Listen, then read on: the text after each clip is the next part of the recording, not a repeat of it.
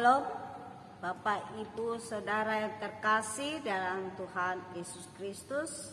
Salam kasih, salam kesetiaan, dan salam sehat bagi kita sekalian.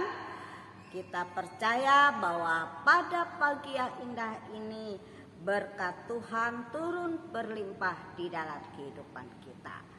Bapak, Ibu, Saudara yang terkasih, bertemu kembali dengan saya Pendeta Indriana dalam acara Renungan Pagi Sabtu tanggal 27 November 2021 dan renungan kita dari kitab Injil Lukas pasal 21 ayat 20 hingga ayat yang ke-22 dengan perikop tentang runtuhnya Yerusalem dengan tema keadilan. Mari kita bersama-sama bersatu di dalam doa, kita memohon bimbingan Roh Kudus. Bapa yang menjadi sumber segala hikmat dan kebijaksanaan, kami percaya Tuhan tidak ada seorang pun yang ingin hancur dalam kehidupannya, dalam masa depannya, ataupun dalam rumah tangga, keluarga, dan jemaat. Kami percaya Tuhan melalui firman-Mu pada pagi hari ini, kami boleh dikuatkan dan diberkati oleh Tuhan. Terima kasih Bapa di sorga, hamba-Mu siap untuk memberitakannya dalam nama Tuhan Yesus Kristus. Kami sambut firman. Amin. Mari kita bersama-sama buka firman Tuhan dari kitab Injil Lukas pasal 21 ayat 20 hingga ayat yang ke-22. Apabila kamu melihat Yerusalem dikepung oleh tentara-tentara, ketahuilah bahwa keruntuhannya sudah dekat. Pada waktu itu orang-orang yang berada di Yudea harus melarikan diri ke pegunungan. Dan orang-orang yang berada di dalam kota harus mengungsi. Dan orang-orang yang berada di pedusunan jangan masuk lagi ke dalam kota. Sebab itulah masa pembalasan di mana akan genap semua yang ada tertulis. Amin. Yang berbahagia ialah mereka yang mendengarkan firman Tuhan serta memeliharanya. Bapak, Ibu, Saudara yang terkasih dalam Tuhan Yesus Kristus, tidak ada seorang pun yang menginginkan dalam kehidupannya yaitu kehancuran, kegagalan, diperlakukan dengan tidak adil di dalam kehidupannya. Tidak ada seorang pun yang ingin hidup mengalami tekanan-tekanan dari siapapun juga. Namun kita menyadari bahwa ketidakadilan itu pasti terjadi di dalam kehidupan manusia. Mengapa hal ini terjadi?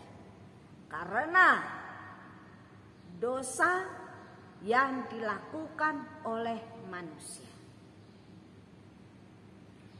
Banyak orang yang menyerukan tegakkan keadilan.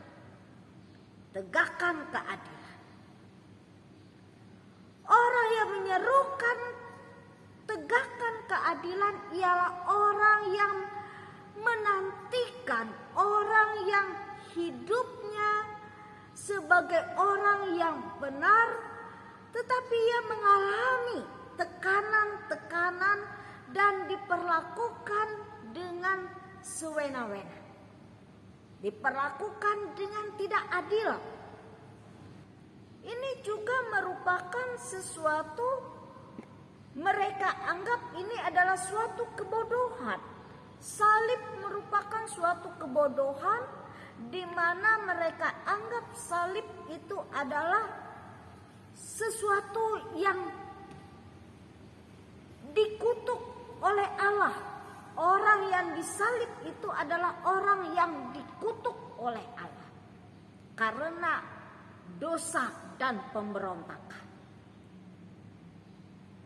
Yang berikutnya, Yesus dikatakan dia bangkit pada hari yang ketiga dari antara orang mati, dari antara orang yang meninggal. Allah menyatakan kuasa, Allah menyatakan kasih-Nya. Dan apa yang terjadi dalam kehidupan Yesus, pengalaman-pengalaman yang terjadi dalam kehidupan Yesus yang disaksikan oleh banyak orang.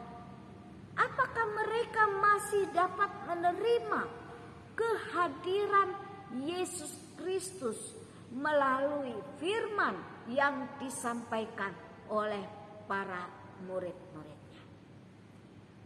Ini juga kita melihat bagaimana murid-muridnya mengalami penganiayaan karena nama Yesus dan karena firman yang disampaikan oleh para pengikut-pengikut Yesus kepada orang banyak. Artinya mereka masih menolak, mereka masih belum bisa menerima kehadiran Yesus Kristus sebagai Mesias. Kemudian Yesus naik ke surga. Yesus naik ke surga.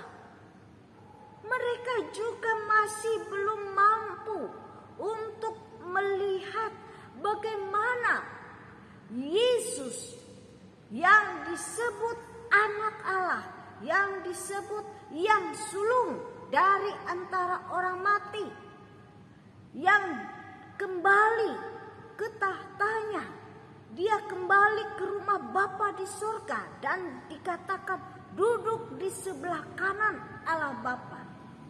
Apakah bangsa Israel, terkhusus orang-orang Yahudi, mampu untuk menerima Yesus Kristus sebagai Allah yang hidup melalui firman-Nya? Tetap mereka belum percaya. Mereka belum mampu untuk menerima. Kehancuran Yerusalem inilah yang menjadi suatu pelajaran bagi mereka. Menjadi hari pembalasan dan penggenapan dalam penghukuman Allah bagi bangsa Israel, bagi umat Allah. Israel yang seharusnya menjadi instrumen, menjadi suara keselamatan bagi bangsa-bangsa, dimurnikan oleh Allah melalui penghakiman. Israel hancur karena ketidaksetiaannya memelihara perjanjian dengan Allah atau hidup dalam ketidakadilan. Mereka memperlakukan orang lain, orang miskin dengan semena-mena. Mereka memeras orang-orang miskin dan mereka tidak mengakui Rasul Paulus sebagai rasul, dan mereka tetap menolak Yesus Kristus sebagai Mesias dalam kehidupan mereka. Puncak dari penolakan mereka, di mana mereka menolak Mesias yang disebut Yesus Kristus. Hal ini tentu saja tidak disukai oleh Allah. Allah tidak suka terhadap ketidakadilan. Sebagai orang percaya, kita pun rentan melakukan perbuatan-perbuatan yang tidak adil. Ketidakadilan juga seringkali terjadi di dalam gereja, di dalam keluarga, di dalam pekerjaan, di dalam pertemanan.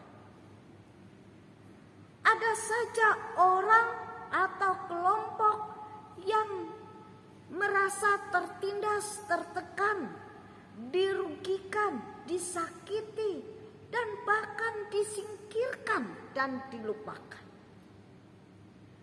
Kita sebagai orang percaya perlu kita mengembangkan kepekaan hati kita, kepekaan hidup kita akan banyak peristiwa-peristiwa yang tidak adil dilakukan oleh manusia. Kita harus berani menyuarakan serta mengusahakan agar keadilan berdiri tegak. Untuk itu kita perlu memohon, kita memerlukan penyertaan Tuhan untuk memampukan kita terus-menerus untuk berlaku adil kepada siapapun, kepada orang lain. Bapak, Ibu, Saudara yang terkasih dalam Tuhan Yesus Kristus, memang tidak mudah untuk melakukan keadilan kepada orang lain. Kadang-kadang kita melihat di satu sisi kita berlaku adil, tapi di sisi lain kita melakukan hal-hal yang tidak benar di hadapan Allah. Karena itu kita memerlukan Tuhan di dalam kehidupan kita, menuntun dan membimbing kita untuk melakukan segala yang baik, segala yang terhormat, segala yang kudus, dan segala yang benar di hadapan Tuhan. Tuhan memberkati kita semua melalui firman-Nya. Amin. Firman Tuhan yang dapat saya sampaikan pada pagi hari ini, kita yakin dan percaya semua kita yang mendengarkan dan membuka hati kita di hadapan Tuhan untuk menerima kebenaran firman Tuhan, kita yakin berkat Tuhan senantiasa menyertai dalam kehidupan kita.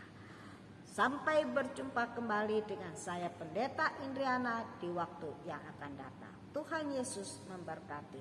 Salam.